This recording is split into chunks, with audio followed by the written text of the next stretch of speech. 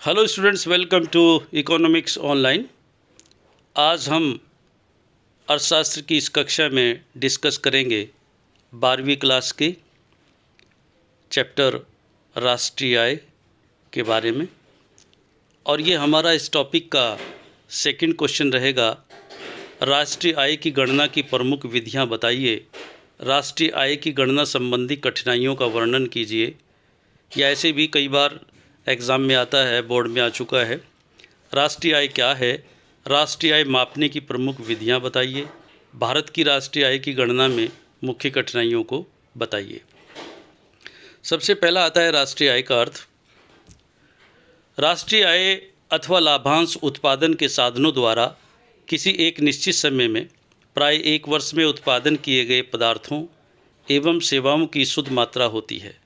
अर्थात एक वर्ष की अवधि में किसी देश में जितनी वस्तुओं और सेवाओं का कुल उत्पादन होता है उसे ही उस देश की वास्तविक राष्ट्रीय आय कहते हैं।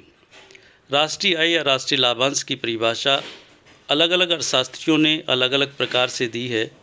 यहाँ पर हम लेते हैं मार्शल के अनुसार, किसी देश के श्रम और पूंजी उसके प्राकृतिक साधनों पर कार्य करके प्रतिवर्ष भौतिक तथा अभौतिक पदार्थों तथा समस्त प्रकार की सेवाओं की एक शुद्ध मात्रा उत्पन्न करते हैं। इसमें विदेशी विनियोग से प्राप्त आय भी जोड़ देनी चाहिए। यही देश की शुद्ध वास्तविक वार्षिक आय या राष्ट्रीय लाभांश कहलाता है। इसकी कुछ आज परिभाषाएं पीगू ने भी दी हैं। प्रोफेसर पीगू ने भी इसको परिभाषित किया है और सभी अर्थशास्त्रियों ने किया है। लेकिन इसकी जो पहली क्लास है इस चैप्टर की, उसमें मैंने बहुत ही विस्तार पूर्वक इस बात को डिस्कस किया है। वहाँ से उस क्वेश्चन से भी और अधिक क्लियर कर सकते हैं। लेकिन यहाँ पर आता है अब राष्ट्रीय आय की गणना, ये विधियाँ क्या क्या हैं। राष्ट्रीय आय किस किस प्रकार से हम कैलकुलेट करते हैं, किन विधियों से कैलकुलेट करते हैं। तो सबसे पहली विधि होती है उत्पादन गणना विधि। इस विधि में देश के सभी प्रकार के उत्पादकों का कुल उत्पादन ज्ञात किया जाता है। कुल उत्पादन ज्ञात करने के लिए वे समस्त वस्तुएं व सेवाएं जिनका विक्रय किया गया है, स्वयं प्रयोग की गई वस्तुएं तथा बचे हुए स्टॉक को जोड़ दिया जाता है। कुल उत्पादन में से ह्रास व अप्रचलन घटाकर शुद्ध उत्पादन ज्ञात कर लिया जाता है। सभी उत्पादकों के शुद्ध उत्पादन के योग में समस्त राष्ट्र का वास्तविक कुल घरेलू उत्पादन तथा शुद्ध विदेशी आय जोड़ देने से कुल राष्ट्रीय लाभांश हो जाता है। इस रीति के अंतर्गत एक वर्ष में वस्तुओं व सेवाओं के उत्पादन के मौद्रिक मूल्य का योग निकाला जाता है तथा देश की वस्तुओं व सेवाओं के उत्पादन संबंधी आंकड़े एकत्र किए जाते हैं। इस विधि को वस्तु सेवा गणना विधि भी कहा जाता है। इस विधि का प्रमुख दोष यह है कि इसमें कभी कभी वस्तुओं की दोहरी गणना हो जाती है। दूसरे, इस रीति के अनुसार सेवाओं का मूल्यांकन करना कठिन हो जाता है। दूसरी विधि होती है आय गणना विधि। इस विधि में देश के सभी व्यक्तियों की आय ज्ञात करके उन्हें जोड़ दिया जाता है। इस प्रकार कुल राष्ट्रीय आय ज्ञात हो जाती है। इस विधि को प्रयोग में लाने के लिए जो व्यक्ति आयकर देते हैं उनकी आय तो आयकर विभाग से मालूम कर ली जाती है, और जो लोग आयकर नहीं देते उनकी आय पारिवारिक बजट व अन्य सूचनाएं एकत्र करके ज्ञात की जाती है। परंतु जो व्यक्ति आयकर नहीं देते उनके संबंध में वास्तविक जानकारी प्राप्त करना एक कठिन कार्य है, इसलिए आय का सही ज्ञान नहीं हो पाता। उसके बाद आती है व्यय गणना रीति। इस रीति के अनुसार सभी नागरिकों द्वारा किया गया व्यय एवं बचतों को जोड़ दिया जाता है। यही जोड़ राष्ट्रीय आय कहलाता है। इस बात को हम इस प्रकार कह सकते हैं कि व्यक्तिगत आय बराबर उपभोग व्यय प्लस बचतें या राष्ट्रीय आय बराबर राष्ट्रीय उपभोग व्यय प्लस राष्ट्रीय बचतें। किसी देश का विनियोग राष्ट्रीय बचत पर निर्भर होता है या बचतों के बराबर होता है, इसलिए इस रीति को उपभोग विनियोग रीति भी कहा जाता है। इस विधि की सबसे बड़ी कमी यह है कि देश के सभी व्यक्तियों के उपभोग व्यय संबंधी आंकड़ों व बचतों की सही जानकारी प्राप्त नहीं हो पाती। इस कारण राष्ट्रीय आय की गणना करना कठिन हो जाता है। चौथा है मिश्रित विधि। इस विधि के समर्थक डॉक्टर VKRV राव। इस प्रणाली में उत्पादन गणना रीति व आय गणना रीति दोनों का मिला जुला उपयोग किया जाता है। कृषि, खनिज तथा उद्योगों के क्षेत्र में उत्पादन गणना रीति और व्यापार, परिवहन, प्रशासनिक सेवाओं व अन्य सेवाओं आदि के क्षेत्र में आय गणना रीति का उपयोग किया जाता है। भारत की राष्ट्रीय आय का अनुमान लगाने के लिए राष्ट्रीय आय समिति ने इस गणना विधि का प्रयोग किया था। इस मिली जुली विधि का प्रयोग हमारे देश के लिए उपयुक्त है। तो देखिए, ये 4 विधियां हैं। इनमें से कभी कभी ये पूछ लिया जाता है कि कौन सी कोई भी एक विधि दे दी जाएगी कि उस विधि के द्वारा कैसे ज्ञात किया जाता है, राष्ट्रीय आय क्या है, पूरा हमें क्लियर करना पड़ता है, उसका अर्थ, उसकी परिभाषाएं, और उसके बाद एक रीति को लिख देंगे।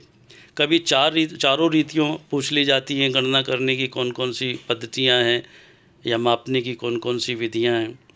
कभी ये नहीं दिया जाता, सिर्फ ये पूछा जाता है कि राष्ट्रीय आय से आप क्या समझते हैं और राष्ट्रीय आय की गणना संबंधी क्या क्या कठिनाइयाँ हैं। तो कुछ भी पूछा जा सकता है। अब आता है कठिनाइयाँ क्या क्या आती हैं जब हम किसी भी विधि से राष्ट्रीय आय की गणना करते हैं। तो सबसे पहला पॉइंट है वस्तुओं व सेवाओं का मूल्य मुद्रा में जानने में कठिनाई। राष्ट्रीय आय की गणना मुद्रा या द्रव्य में की जाती है, परंतु हम अपने दैनिक जीवन में देखते हैं कि अनेक वस्तुएं तथा सेवाएं ऐसी होती हैं जिनके मूल्य को द्रव्य में नहीं मापा जा सकता, जैसे माँ व स्त्री की सेवाएं, प्रेम है, दया है, अपने द्वारा उत्पादित वस्तुओं को स्वयं उपभोग करना आदि। राष्ट्रीय आय की गणना के लिए समस्त उत्पादित वस्तुओं का द्रव्यिक मूल्य ज्ञात करना अनिवार्य है। भारत में कृषक सब उत्पादित वस्तुओं का एक बड़ा भाग खुद ही उपभोग कर लेते हैं। उपभोग करने का मतलब यूज़ करना। अतः भारत में कृषि क्षेत्र में उत्पादित वस्तुओं का ठीक द्रव्यिक मूल्य ज्ञात करना अत्यंत कठिन कार्य है। दूसरा, आंकड़ों का विश्वसनीय न होना। राष्ट्रीय आय का अनुमान तभी ठीक प्रकार से लगाया जा सकता है जबकि उत्पादन आय से संबंधित प्राप्त होने वाले आंकड़े ठीक एवं विश्वसनीय हों, परंतु भारत की जनसंख्या का एक बहुत बड़ा भाग अशिक्षित है। अतः वह अपने आय व्यय का हिसाब ठीक प्रकार से नहीं रख पाता, जिसके कारण राष्ट्रीय आय की गणना करने में कठिनाई आती है। तीसरा, व्यावसायिक विशिष्टीकरण का अभाव। हम जानते हैं कि देश में जनसंख्या का एक बहुत बड़ा भाग कृषि कार्य में लगा हुआ है। भारत की 70% जनसंख्या ग्रामों में निवास करती है और कृषि कार्य में लगी हुई है। कृषि पर जनसंख्या का भार इतना अधिक है कि कृषकों की जीविका केवल कृषि से नहीं चल पाती, अतः अपनी जीविका को चलाने के लिए कुटीर उद्योग चलाने पड़ते हैं या लघु उद्योगों में कार्य करना होता है।